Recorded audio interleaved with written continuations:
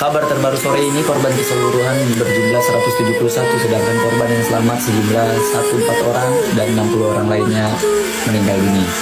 Pondok Pesantren Al-Khazini Buduran, kami mengucapkan bela sungkawa sedalam-dalamnya untuk keluarga Pondok Pesantren Al-Khazini, khususnya untuk wali santri yang putra-putranya gugur dalam keadaan tolabul ilmi, yang kami yakin gugurnya dalam keadaan husnul khatim.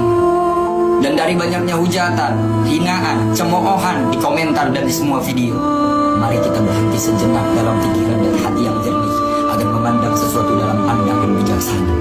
Udahlah, bubarin pondok pesantren itu gak ada gunanya. Pondok pesantren itu benar. Kalian semua harus tahu bahwa Ponpes Al-Khazini berdiri di tahun 1927, 18 tahun sebelum kemerdekaan. Dan itu artinya para masyayikh, para guru, para alumni dan santri di Al-Khazini adalah mereka yang membantu kemerdekaan Republik Indonesia dengan mengusir penjajah di masanya. Kedua, atas apa yang terjadi di Ponpes Al-Khazini, runtuhnya sebuah bangunan musola yang di bawahnya terdapat santri yang sedang menunaikan sholat, itu sangat memukul hati kami. Tapi itulah cara Allah menunjukkan kemuliaan seorang hamba. Boleh jadi Allah bisa saja meruntuhkan itu tanpa adanya santri di bawah. Kenapa Allah baru meruntuhkan ketika adanya santri?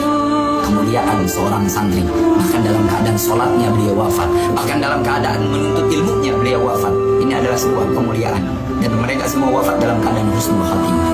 Tapi kami sebagai santri tidak diajarkan untuk membenarkan yang salah dan menyalahkan yang benar. Kami akan tawasud, berada di tengah-tengah. Ketika sebuah tragedi itu terjadi, pimpinan Ponpes Kiai Haji Abdus Salam Mujib mengeluarkan statement bahwa ini semua adalah takdir. Kalau kita menggali dalam akidah, semuanya adalah takdir. Bahkan kita la tahrikul aswarul aqdar, tidak akan bisa menembus dinding roda putaran takdir Allah. Tapi semua cibiran hujatan netizen itu menurut saya, ya Allah, uang pendaftaran di Ponpes Al-Khazini kurang lebih 1,5, 1,6. Dan itu untuk kepentingan putra-putri kita, lemari dan lain sebagainya. Uang 1 bulan SPP-nya, uang makannya 75.000. 75.000 dalam 1 bulan, bayangkan. Kalau dalam 1 hari kita uang makan 25.000 dikali sebulan, berarti 750.000. 75.000 itu dapat apa? Dan ketika kemudian ada konstruksi yang salah dalam pembangunan, ruku dan lain sebagainya, kalian menyalahkan pimpinannya, kalian menyalahkan kiai kami, kalian menyalahkan ulama kami. Walaupun saya tidak pernah mondok di Al-Khazini, tapi saya ingin diaku murid daripada guru besar Al-Khazini. Kemana pemerintah yang setiap kali legislatif, eksekutif ada pencalonan datang ke kiai kami, minta dukungan, minta suara, minta support dan lain sebagainya. Tapi setelah terpilih, mana dukungannya untuk pondok pesantren? Kemana mereka?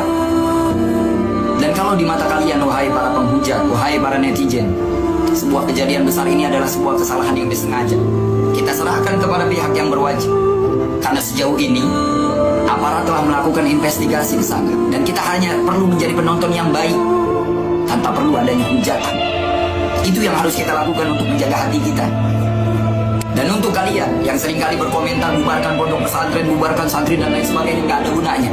Kalian harus sadar bahwa kemerdekaan di Indonesia dibantu sepertiga bahkan setengahnya oleh kalangan ulama, kiai, asyatid dan lain sebagainya. Bagaimana resolusi jihad di Surabaya disuarakan oleh Kiai Haji Hasyim Asy'ari, oleh Kiai Haji Abbas Buntet, itu oleh para ulama dan para santri.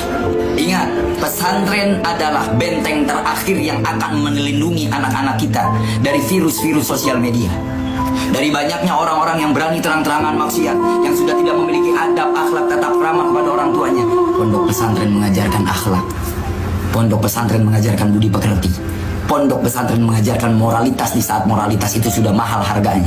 Pondok pesantren mengajarkan rasa malu di saat rasa malu itu sudah tidak ada harganya. Dan mungkin Kiai Al-Khazini tidak berhasil membuat sebuah bangunan yang megah, tapi beliau berhasil mencetak generasi-generasi yang soleh. Bagaimana kita lihat dengan kesedihan hati ketika ada seorang santri yang terluka dalam keadaan diinfus tetap melaksanakan sholat. Allahu Akbar. Ini terakhir.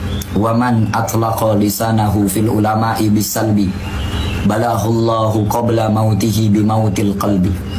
Kalau kita senantiasa mencibir, menghujat orang-orang alim, orang-orang soleh, padahal tidak tahu apa faktanya dan kebenarannya, Allah akan mematikan hati kita sebelum kita mati. Nauzubillahi min dzalik.